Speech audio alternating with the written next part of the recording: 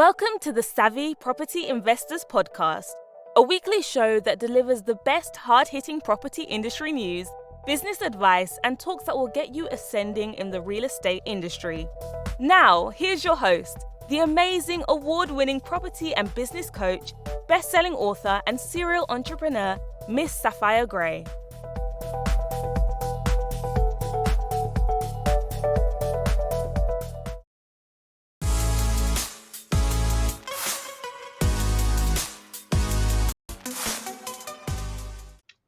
And welcome to the Savvy Property Investors Show.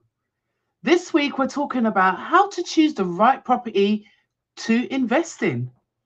I hope that you're going to enjoy this week's show because I'm going to show you what's the right type of properties to invest in, whether you're an property investor, or looking to buy a residential property. Hello, ladies and gentlemen, and welcome to another episode of the Savvy Property Investors Show. This show is for newbies or seasoned property investors.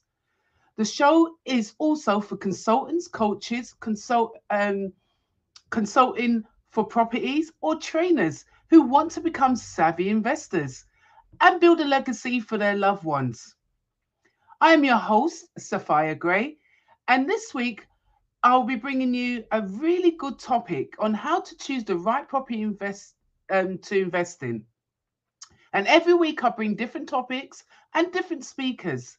This week I'm a solo speaker this week. We don't have a special guest this week, but we'll be bringing you a special guest from next week. We're covering various topics that you may enjoy. And if you do enjoy our topics, please don't forget to share, subscribe, and like. If you haven't already gone over to our website, go to www.savvywomen.co.uk.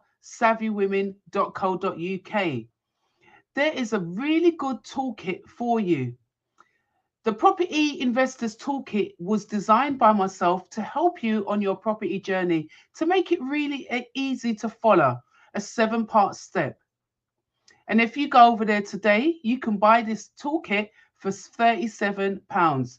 Now, don't be fooled by the price. It may be £37, but it is packed with everything you need to do to build out your property investors business.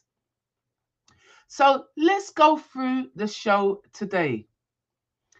And if you scroll down in the notes, there will be everything in there for you to reach out to me and have a chat, or ask me any questions you feel that you want to know to help you on your property journey. For those who don't already know me, as I said before, my name is Sapphire Gray. I'm an award-winning property investor and business coach. With over 30 years experience in this industry, I have almost 19 certified qualifications, won copious awards, 16 in total. I'm a #1 best-selling author as well, international speaker, and many more things. But I help people, professional people, to become financially independent by empowering them to build additional revenue through investing in property, allowing them to take control of all their financial future. I'll be sharing with you today, as I said, about how to find the right properties to invest in. So let's get started. In this week's Savvy Investor Show, we are talking about how to find the right property to invest in. I feel these tips will really help you on your way to get a better understanding on how to invest in the right property, whether that is residential or renting it out, and what you need to do to get started with your projects.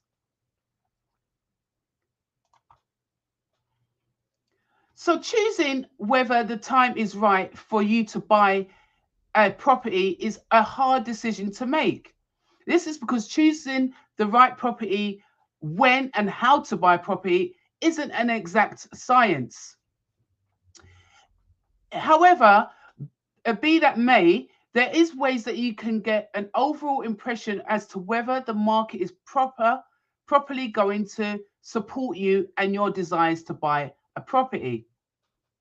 On this week's podcast, we're going to analyze how the real estate market is faring thus far. So, your Click to check out our blogs because it's really interested in what we do as well in the property space. And when you're investing in property, it's about paving that way and making those decisions. And try not to get yourself too confused on what you want to do and what's the best time to buy in. You may want to get the most out of your money, but you also need to be really careful and consider whether that you're going to go into, if you're looking at residential property, somewhere to live in, or commercial property, or the buy to let market. You've got to make the decision what you're doing and looking at in the property market, because each property gives a different outlook to what you're trying to invest in. And yes, I know it can be a little confusing, but I'm going to try and debunk all this confusion today. So with such an extensive range of different properties to invest in out there, understanding your local market is key. And what you require to get in a property is also key. Choosing the right options that best suits your circumstances and situation. After all, investing in property is all about gaining a maximum profit, be it that residential or that investment property, so that you can make a wise choice in your investments. Oh, so properties is needed for many possibilities. Tenants may be looking for a suitable commercial property to conduct business in, or you could be looking for a family home to live in. A first-time buyer move seeking independence, even agricultural and prevention of land is worthy course to invest in as well. And properties to rent out to those people who want rental properties and to earn an income from that.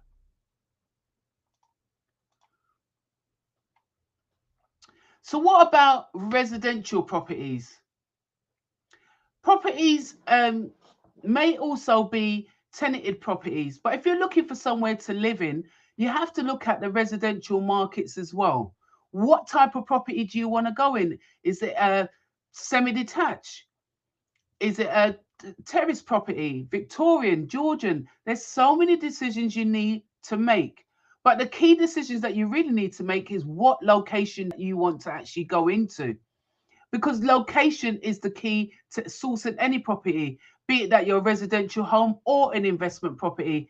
Finding that deal, finding that property that suits your needs.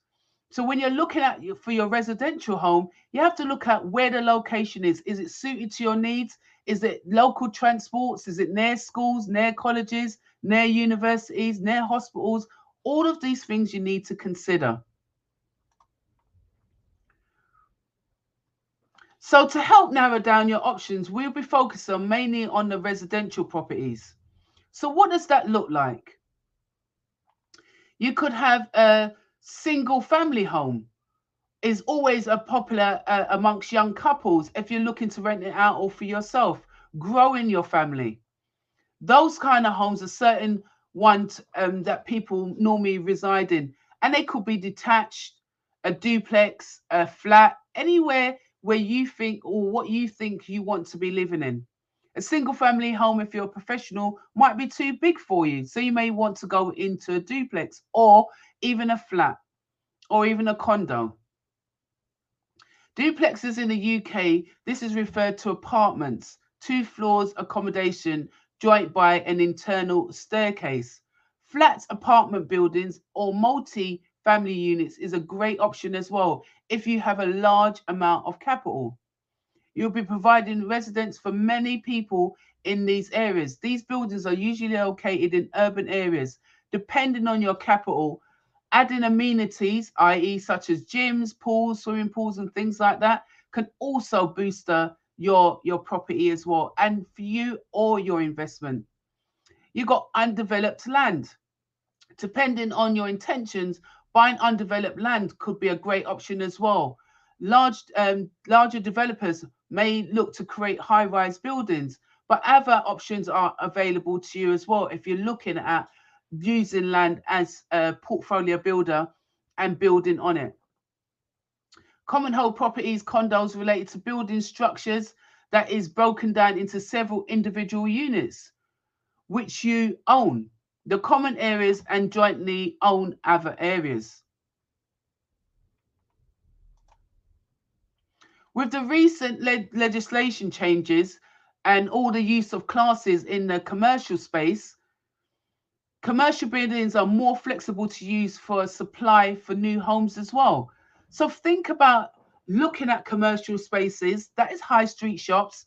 If you want to turn that into your residential home, or turn it into units so that you can rent out, and probably leaving a commercial space downstairs, but looking to convert the upstairs for residential purposes.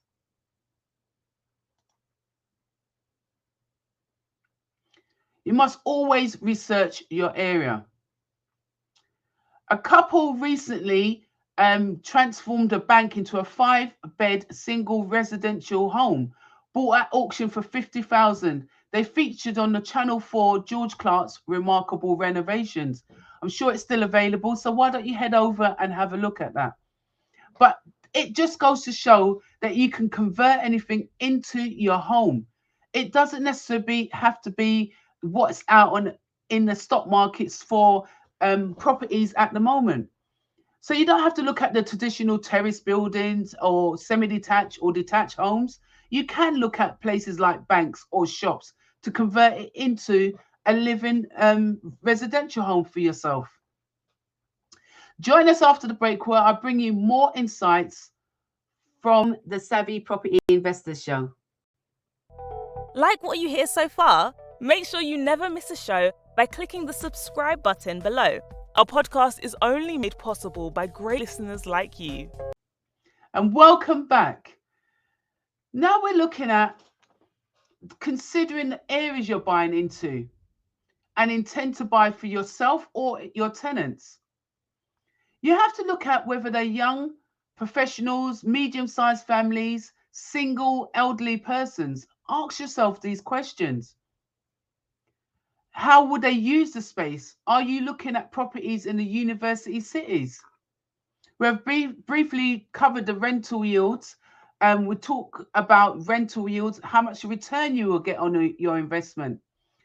And amongst them, student rentals are one of the biggest, highest ones that you can get a good return on your investment.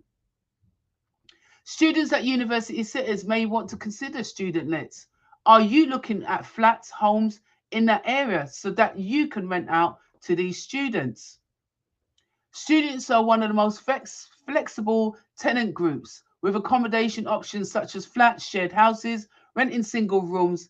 There are many, many options that you can choose if you're buying a house and considering renting it out to students. A 1-bedroom single flat to buy would only be receiving one person's rent. Versus if you had a 3-bedroom property, you can choose to rent it out as single units, especially if you're looking at the university space. You can rent each individual room on an individual let, commonly known now as HMOs, and then you can get more money than doing just for one single unit. And sometimes there's not really a price difference in buying a flat as to buying a house. There isn't much price difference, but people do like flats, and they like them primarily for professionals. So if you're looking at for yourself and you're a young professional, you may want to consider a flat to buy. But if you're renting it out, you may want to consider a house to buy. Questions you really need to ask yourself as well. Does your location meet your expectations? Are there shops within walking distance for yourself and for your students if you're renting it out to students? Can you account for the maintenance and the high turnover of rental options if you're renting it out for students? These are the questions that you need to ask yourself. Smaller young families are likely to want the use of a garden. So if you're renting it out to a single family, make sure you have the space to accommodate them. So having a back garden will be really good. And that's where getting a house over a flat comes into play. A garage is normally good as well for storage, whereas a single professional may want the city. These demographics may not be any difference to what a single professional wants against what a family wants. Families generally want good schools in a catchment area, garden space, space for the kids to just move about within the home. So flats are more confined. So always look at single homes for families. What about land? Have you ever considered buying land? Land as an investor is a good investment. And whilst you should never get emotional to invest when buying property, when you have started to build some wealth, you can use your money to do those other important things. So you may want to start with a single let property or a flat and then move into the land space that you can develop. For example, if you're searching in highly developed areas, you may find properties with a large piece of land. And here's a few options you can have. You could develop the land and make it duplex flats, apartments, depending on your budget. Build a small family homes with small gardens. Preserve the land, understanding its high value and sought after, giving it a few pockets of green space left in the city. Or rent out holiday lets and mobile homes, or yurts or tiny homes, campsites. This would allow you to make money.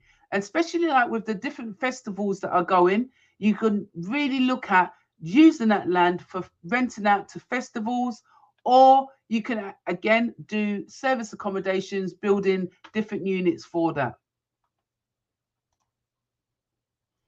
Investing and making property work for you doesn't have to be overwhelming. I say this time and time again, it really doesn't. I'm a property coach and mentor, and I help people to really learn how to invest in property without feeling stressed and become successful at it. You may be a mum juggling so many different things and feel that you ain't got the time, but you do. I can show you ways in which you can build out your property investment business with a few hours a week. If you're also looking to diversify your income and becoming more successful in investing in property, why don't you join the Savvy Women Investors Academy today, where I take you through a 7-step process to help you to build out a successful property business. Remember that you can invest in property anytime. It isn't age sensitive and it isn't time sensitive either. You can reach out to me for a free discovery call where I'll help you through the steps of understanding what you want or what you need to understand for you to invest. Sign up for the Savvy Women Investors Academy if you'd like to go through the membership instead and follow a 12-month program with myself. But if you just really want to have your burning questions answered, please feel free to tweet, Facebook, Instagram, YouTube, or LinkedIn us at 50 Savvy Women. Ladies and gentlemen, thank you so much for tuning in this week. Make sure that you check out our website, www.savvywomen.co.uk, where you've got a back catalogue of podcasts that we've done and really giving you an insight onto what we actually do for you out there. Thank you for watching and thank you for listening. If you've enjoyed this episode or have any questions on it, please don't forget to subscribe, rate, review, download and share. And reach out to me so that I can help you on your property journey. Again, if you've enjoyed this week, please feel free to reach out to me or with any questions. I'll be happy to answer them. Thank you for listening in and watching, and I'll see you next week. This week's episode of the Savvy Property Investors Podcast was brought to you by our sponsor, the Savvy Women Group. Thank you for tuning in. If you enjoyed today's show, head over to our website, www.savvywomen.co.uk, to gain access to our free resources and more insights about our guest speaker today. Remember, we make your business our business, so you can unlock your full potential and improve your quality of life.